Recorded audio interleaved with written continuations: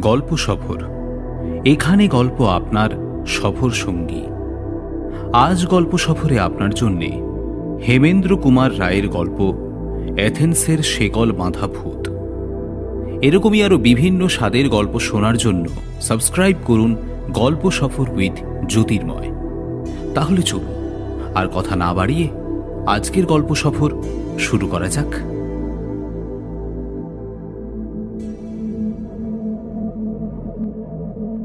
সে অনেক দিন আগের কথা। তখনও যীশু খ্রিস্টের জন্ম হয়নি। 2,500 কি 3,000 বছর হবে। প্রাচীন গ্রিসে এথেন্স বলে একটা জায়গা ছিল। এথেন্স কিছু অপরিচিত নাম নয়, সবাই এর নাম শুনেছে। সেই এথেন্সেই একটা পাহাড় ঘেরা ছোট্ট গ্রামে এক জঙ্গলের মধ্যে পুরনো একটা বাড়ি ছিল। বাড়িটা অবশ্য অনেক দিন ধরেই খালি পড়েছিল। একে তো নির্জন পাহাড়ি অঞ্চল, তার উপর বন জঙ্গল দিয়ে ঘেরা পরিবেশ, তাই পরিত্যক্ত। লোকজন না থাকলেও বাড়িটা কিন্তু খুব একটা ভাঙাচোরা অবস্থায় ছিল না। অর্থাৎ ইচ্ছে করলে পরিষ্কার করে বা সামান্য সাজিয়ে গুছিয়ে নিলে লোকে অনায়াসেই সেখানে বসবাস করতে পারত। আসলে সবাই কি আর লোকজনে ঠাসা ভিড় হই হট্টগোলের মধ্যে বাস করতে পছন্দ করে? অনেকেই নির্জন শান্ত পরিবেশে নিজের মতো করে থাকতে ভালোবাসে। কিন্তু আশ্চর্যের ব্যাপার, ওই বাড়ির যে মালিক, সে কিন্তু হাজার চেষ্টা করেও অনেক দিন পর্যন্ত কাউকে ওই কুঠিটা ভাড়া দিতে পারেনি। আসলে পাহাড়ের ওপর নির্জন জঙ্গলের মধ্যে অবস্থিত কুঠিটার বেশ বদনাম হয়ে গিয়েছিল। একবার এক শান্তিপ্রিয় ভদ্রলোক কুঠিটা দেখে লোভ সামলাতে পারেননি। তিনি ছুটির অবকাশ কাটাবার জন্য ওই নির্জন কুঠিটাকে বেছে নিয়েছিলেন কয়েকদিন শান্তিতে কাটাবেন বলে। কিন্তু পরদিন সকালে দেখা গেল লোকটির মৃতদেহ পড়ে আছে কুঠির দালানে। প্রথম প্রথম ব্যাপারটা নিয়ে তেমন কেউ মাথা ঘামায়নি, তবে যারা তার মৃতদেহ দেখেছিল তাদের মধ্যে কিছু সন্দেহ দানা পাকিয়েছিল। কারণ মৃত্যুর পরেও লোকটির চোখে মুখে একটা অস্বাভাবিক ভয় লেগেছিল, আর চোখ দুটো ঠেলে বেরিয়ে এসেছিল। কিন্তু পরে, মানে বেশ কিছুদিন পর, আর একজন সৈনিক ধরনের লোক ওই বাড়িতে এসেছিল রাত কাটাতে। লোকটি ছিল অসম্ভব সাহসী। সেই লোকটি প্রাণে মরেনি ঠিকই, কিন্তু তার মুখ থেকে রাত্রির অভিজ্ঞতা যা শোনা গিয়েছিল তা ছিল রীতিমতো ভয়াবহ। খাওয়া দাওয়া সেরে সবে রাত্রিবেলা সে শুতে গিয়েছিল। এমন সময় সে হঠাৎ দেখতে পেল ছাই রঙের দাড়িওয়ালা ইয়া চেহারার বিশাল এক বুড়ো হাতে পায়ে শেকল লাগানো অবস্থায় ঘুমন্ত সৈনিকের সামনে এসে দাঁড়িয়েছিল। তার মুখ থেকে কেমন এক ধরনের গোঁ গোঁ আওয়াজ বেরোচ্ছিল। সৈনিক পুরুষটি মারা যায়নি, কিন্তু অজ্ঞান হয়ে গিয়েছিল। পরদিন জ্ঞান ফিরে আসার সঙ্গে সঙ্গে সে সেই কুঠি ছেড়ে পালিয়ে এসেছিল। সৈনিকটির মুখে সব কথা শোনার পর সারা গ্রামে আতঙ্ক ছড়িয়ে পড়ল। এমনকি দিনের বেলাতেও আর কোনো সাহসী লোক ওই বাড়ির দিকে পা বাড়াত না। কুঠির মালিক যে ছিল, সে লোকটি কুঠিটা ভাড়া দিয়ে নিজের সংসার চালাত। কিন্তু যে মুহূর্তে এই ধরনের একটা ভুতুড়ে প্রবাদ ছড়িয়ে পড়ল, তারপর থেকে আর কেউই কুঠিটা ভাড়া নিয়ে কয়েকদিন থাকার কথা ভাবতেও পারত না। ফলে হলো কি, কুঠিটা সবার কাছে ভূত কুঠি নামে পরিচিত হয়ে গেল। কেই বা সাধ করে নিজের প্রাণ বিসর্জন দিতে যাবে? শেষ পর্যন্ত বাধ্য হয়েই জলের দরে কুঠিটা বিক্রি করে দিতে চাইল কুঠির মালিক। কিন্তু কিনবে কে? শখ করে ভূতের হাতে প্রাণ খোয়াতে তো কেউই রাজি নয়। তবু একজন রাজি হল। কুঠির মালিক একজন খদ্দের পেলেন। লোকটি ছিলেন তখনকার দিনে একজন নামকরা দার্শনিক। দার্শনিক মানুষেরা সাধারণত নির্জন জায়গাতেই থাকতে ভালোবাসেন। তিনি যুক্তি ও তর্ক দিয়েই সবকিছু বিচার বা বিশ্লেষণ করতে ভালোবাসেন। লোকমুখে কুঠিটার অপবাদের কথা তাঁরও কানে এসেছিল, কিন্তু দার্শনিক ভদ্রলোক মনে প্রাণে কোনো অলৌকিক ব্যাপার বিশ্বাস করতে চাইতেন না। তিনি ভাবলেন, বাড়িটায় গিয়ে তিনি উঠবেন, মানুষের মধ্যে ভূতের ভয়ের অযৌক্তিক সংস্কারকে উড়িয়ে দিতে চাইলেন। কুঠির মালিকের কাছে গিয়ে তিনি কুঠিটা কেনার বাসনা জানালেন। মালিক তো হাতে স্বর্গ পেলেন। তিনি ধরেই নিয়েছিলেন এমন কোনো ভুতুড়ে বাড়ি কোনোদিন ভাড়া বা বিক্রি আর হবে না। তাই দার্শনিক ভদ্রলোকের প্রস্তাব শুনে মালিক আকাশ থেকে পড়লেন। বলে কি বুড়ো, ভাড়া নয় একেবারে কিনতে চাইছেন? অত্যন্ত কম দামে তিনি সঙ্গে সঙ্গে কুঠিটি বিক্রি করে হাঁপ ছাড়লেন। আগেই বলেছি, যুক্তি ছাড়া দার্শনিক চলেন না। যা চোখে দেখা যায় না, হাত দিয়ে যাকে ছোঁয়া যায় না, অথবা অন্তর দিয়ে যাকে উপলব্ধি করা যায় না, তেমন কিছুতেই তাঁর বিশ্বাস আসবে কেন? নিজের সব জিনিসপত্র নিয়ে তিনি গিয়ে উঠলেন সদ্য কেনা এই বাড়িটায়। সারা দিন ধরে নিজের হাতে সবকিছু সাজালেন। নিজের হাতেই তাকে সবকিছু করতে হয়েছিল, তার কারণ বাড়িটার ভুতুড়ে কাণ্ডকারখানা নিয়ে এমন সব গল্প গুজব তৈরি হয়েছিল যে তিনি অনেক বেশি পয়সার লোভ দেখিয়েও কোনো চাকর বাকর পাননি। যাই হোক, সারাদিন পরিশ্রমের পর দার্শনিক ভদ্রলোক বেশ ক্লান্ত হয়ে পড়েছিলেন। খুব একটা খাওয়া দাওয়ার ইচ্ছেও ছিল না। সামান্য রুটি, মাংস আর কফি দিয়ে রাতের আহার শেষ করলেন। তারপর গিয়ে শুলেন তার ছোট্ট বিছানায়। মাথার কাছে বিশাল সেগেলে ধরনের একটা জানালা ছিল, সেটাও খুলে রাখলেন। গরমের দিন, সন্ধে রাতের ফুরফুরে হাওয়া বইছিল। দেহেও ছিল অত্যন্ত ক্লান্তি। বাতি নিভিয়ে শোয়ার সঙ্গে সঙ্গে দু চোখের পাতায় নেমে এলো রাজ্যের ঘুম। কতক্ষণ ঘুমিয়েছিলেন কে জানে। হঠাৎ একটা অদ্ভুত আওয়াজ আর অস্বস্তির মধ্যে তাঁর ঘুমটা ভেঙে গেল। গভীর ঘুমে আচ্ছন্ন মানুষের হঠাৎ ঘুম ভেঙে গেলে সামান্য সময় লাগে প্রকৃতিস্থ হতে। দার্শনিক ভদ্রলোকেরও সামান্য সময় লাগল তিনি কোথায় আছেন, কেমনভাবে আছেন, এটুকু বুঝতে। তারপর তাঁর সব কিছু একে একে মনে পড়ে গেল। তাঁর মনে পড়ল তিনি এসেছেন এক নতুন বাড়িতে, আর এই নতুন বাড়িতেই তাঁর প্রথম রাত্রি বাস। কান খাড়া করে অদ্ভুত আওয়াজ আর অস্বস্তিটা তিনি বোঝার চেষ্টা করতে চাইলেন।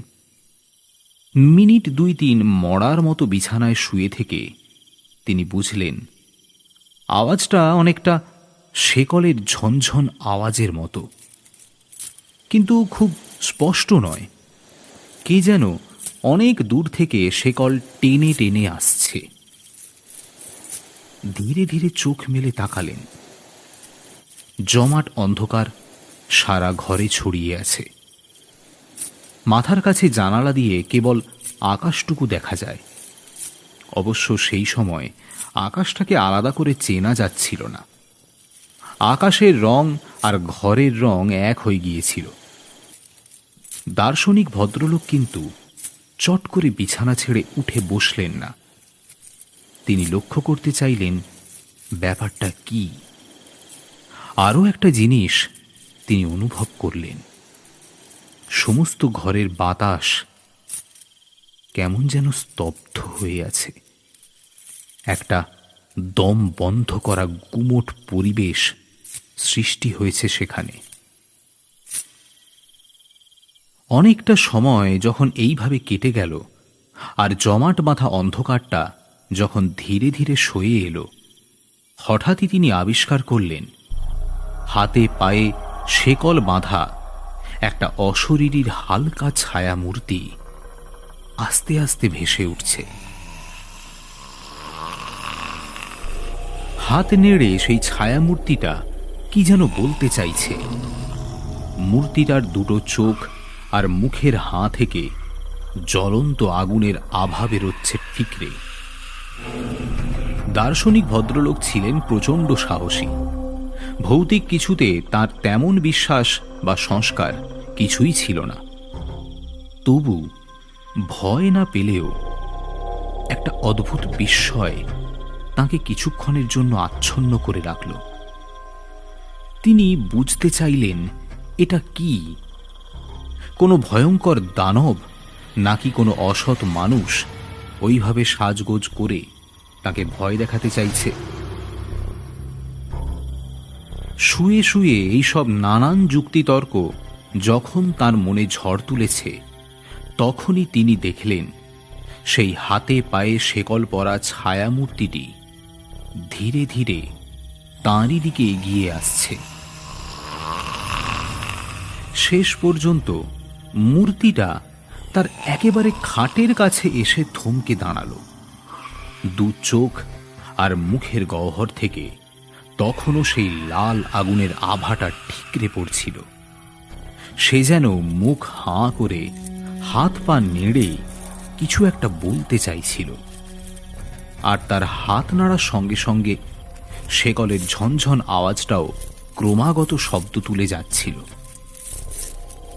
অন্য কেউ হলে এতক্ষণে নিশ্চয়ই অজ্ঞান হয়ে যেত, অথবা দুর্বল হৃদয়ের কোনো রোগী হলে নির্ঘাত তার মৃত্যু হতো। কিন্তু অত্যন্ত সাহসী সেই দার্শনিক ভদ্রলোকটির কিছুই হল না, বরং তিনি যেমন ছিলেন সেইভাবেই তাকিয়ে রইলেন ছায়ামূর্তিটার দিকে।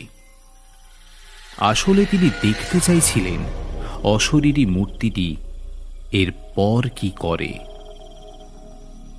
এক মুখ দাড়ি গোফের জঙ্গল আর এক মাথা রুক্ষ চুলে মূর্তিটিকে তখন বেশ বিভৎস এবং ভয়াবহ বলে মনে হচ্ছিল। তার উপর তার হাতের নখগুলো ছিল বেশ বড় বড়। হাতের তীক্ষ্ণ আর বড় বড় নখ দেখে দার্শনিকের মনে একটা অন্য ধরনের ভয় হল। ভূত তিনি বিশ্বাস করতেন না, কিন্তু জ্যান্ত দেহের কোনো চোর ডাকাতকে তার ভয় না করার কোনো কারণ ছিল না। মৃত্যুর পর প্রেতাত্মা মানুষের কতটা ক্ষতি করতে পারে সে সম্বন্ধে তার কোনো ধারণাই ছিল না। অদেখা এমন কিছু পৃথিবীতে আছে বলেও তার বিশ্বাস ছিল না। কিন্তু জ্যান্ত চোর ডাকাত অনেক মানুষের অনেক রকম ক্ষতি করতে পারে। তাছাড়া তার কাছে আত্মরক্ষার মতো তেমন কোনো অস্ত্রই ছিল না। মনে মনে যখন তিনি ভাবছিলেন সত্যিই যদি লোকটি কোনো চোর ডাকাত হয়, তাহলে তার করার কিছু থাকবে না। তার উপর লোকটাকে দেখে মনে হয় তার গায়ে বেশ জোরও আছে। তাই তিনি যখন সম্ভাব্য বিপদের হাত থেকে বাঁচার জন্য কি করা যায় তাই ভাবছিলেন, ঠিক সেই মুহূর্তে আশ্চর্য হয়ে লক্ষ্য করলেন মূর্তিটি আর এক পাও না এগিয়ে ক্রমাগত পিছু হটতে শুরু করেছে। পিছোতে পিছোতে সে এক সময় ঘর পরিত্যাগ করল। অশরীরী মূর্তিটিকে পিছিয়ে যেতে দেখে দার্শনিক ভদ্রলোকটি ক্ষণিকের অবশ অবস্থা ত্যাগ করে তড়াক করে বিছানা ছেড়ে উঠে পড়লেন। তারপর নিজেও ছুটে ঘর ছেড়ে বাইরে এসে দাঁড়ালেন। অশরীরী মূর্তিটি ভূত বা অদ্ভুত যাই হোক না কেন, দার্শনিক পরম বিস্ময় লক্ষ্য করলেন বারান্দা পার হয়ে মূর্তিটি ধীরে ধীরে নিচে নেমে গেল। তারপর লম্বা উঠোনের ঠিক মাঝ বরাবর গিয়ে হঠাৎই যেন কর্পূরের মতো উধাও হয়ে গেল। দার্শনিক ঠিক তখনই একবার চিৎকার করে উঠলেন, কে কে? কিন্তু উত্তরে কেবল অনেক দূর থেকে ভেসে আসা অস্পষ্ট গোঙানি ছাড়া আর কিছুই শুনতে পেলেন না।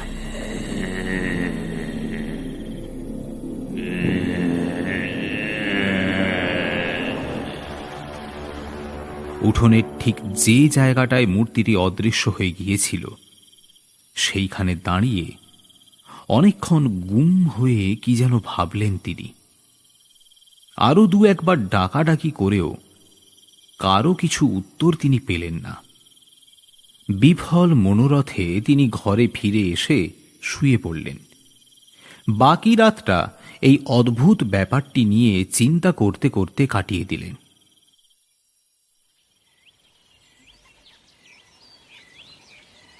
ভোরের আলো ফোটার সঙ্গে সঙ্গে গত রাত্রে ঠিক যে জায়গা থেকে মূর্তিটা অদৃশ্য হয়ে গিয়েছিল সেখানে এসে অনেক কিছু পর্যবেক্ষণের দৃষ্টিতে খুঁটিয়ে খুঁটিয়ে লক্ষ্য করতে লাগলেন। কিন্তু দিনের আলোয় কোনো কিছুই তার অস্বাভাবিক বলে মনে হলো না।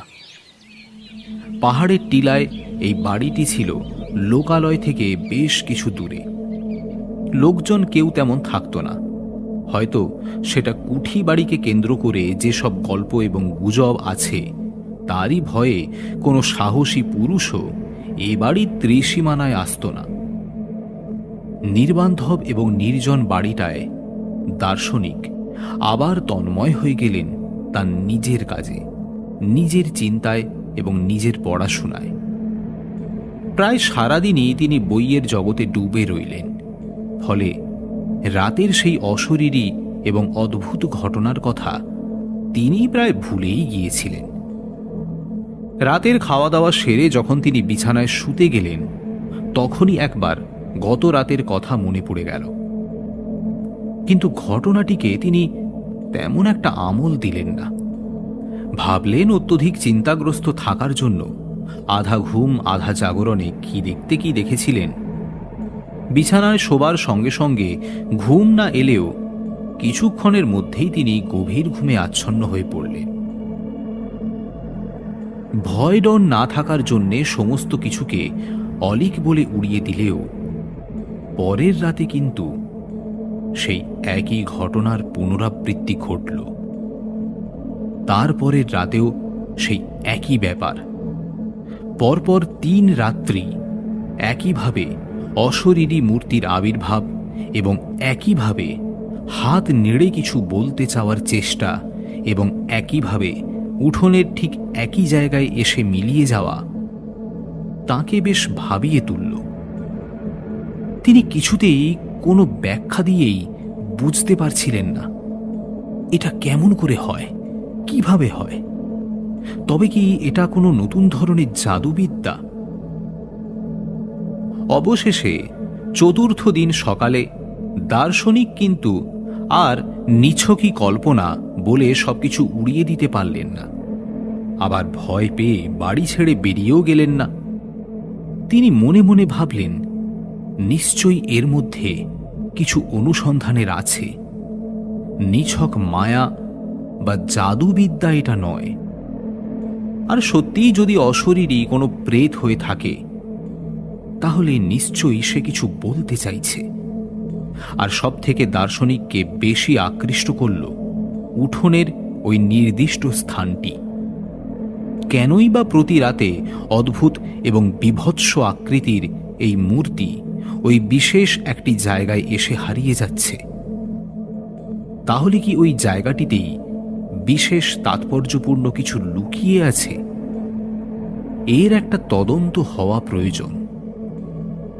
চতুর্থ দিন সকালে আলো ফোটার সঙ্গে সঙ্গে দার্শনিক আর বাড়িতে বসে রইলেন না, চলে গেলেন শহরে। প্রথমেই তিনি যোগাযোগ করলেন স্থানীয় ম্যাজিস্ট্রেটের সঙ্গে। সব কথা তাকে খুলে বললেন। অন্য কেউ হলে হয়তো পাগলের খেয়াল বলে ম্যাজিস্ট্রেট সাহেব উড়িয়ে দিতেন, কিন্তু এই দার্শনিক ছিলেন বেশ নামী লোক। জ্ঞানী এবং বুদ্ধিমান হিসেবে তিনি প্রায় সকলেরই পরিচিত। ম্যাজিস্ট্রেট সাহেবের মতো একজন গণ্যমান্য লোকের সঙ্গে যে তিনি মশকরা করবেন না, এটা ম্যাজিস্ট্রেট সাহেব নিজেও জানতেন। কাল বিলম্ব না করে তিনি বেশ কিছু মজুর নিয়ে ফিরে এলেন দার্শনিকের কেনা নতুন বাড়িতে। উঠোনের ঠিক যে জায়গাটাতে এসে অশরীরী মূর্তিটি 3 রাত্রে অদৃশ্য হয়ে যেত, সেই জায়গায় মাটি খোঁড়া শুরু হলো। অবশ্য বেশি দূর খুঁড়তে হলো না। সামান্য কয়েক হাত জমির নিচেই পাওয়া গেল একটি সম্পূর্ণ কঙ্কাল। কঙ্কালটির হাত পা শেকল দিয়ে বাঁধা, শিকলে মরচে ধরেছে বেশ পুরু হয়ে। প্রেত বা ভূত কোনোদিনই বিশ্বাস ছিল না দার্শনিক ভদ্রলোকটির, কিন্তু গত 3 রাত ধরে শৃঙ্খলবদ্ধ একটি মূর্তির সঙ্গে শৃঙ্খলবদ্ধ কঙ্কালটির কোথায় যেন কি সাদৃশ্য রয়েছে। এটা অনুমান করতে তার কোনো অসুবিধে হল না। সহজ এবং যুক্তিগ্রাহ্য বুদ্ধি দিয়ে দার্শনিক এর কোনো অর্থই করতে পারলেন না। ম্যাজিস্ট্রেটের পরামর্শে নিয়ম কানুন মেনে তাঁরা কঙ্কালটি যথাযথভাবে কবর দিলেন।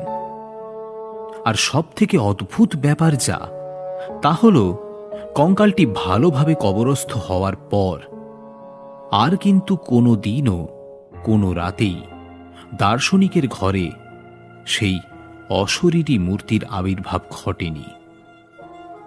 এরপর দার্শনিক বহুদিন সেই বাড়িতে বাস করেছিলেন। বহুদিন ধরে তিনি কবরস্থ কঙ্কালটির সম্বন্ধে খোঁজ খবরও করেছিলেন, কিন্তু সঠিকভাবে কেউ বলতে পারেনি ওই বাড়িতে কাউকে কোনোদিন কবর দেওয়া হয়েছিল কিনা।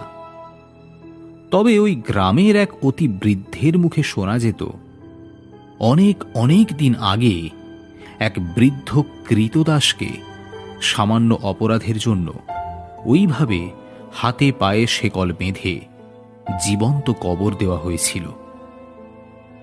এই ঘটনা সত্য কি মিথ্যা তা জানার উপায় নেই।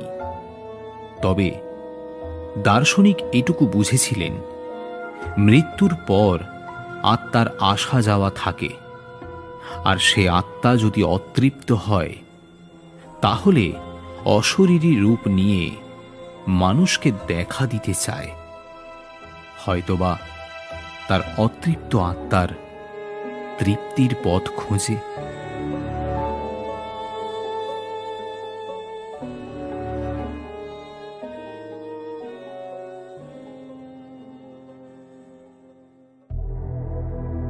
আজকের মতো গল্প সফর এই পর্যন্তই। আগামী পর্বে আরও একটি নতুন গল্প নিয়ে আসব আমি।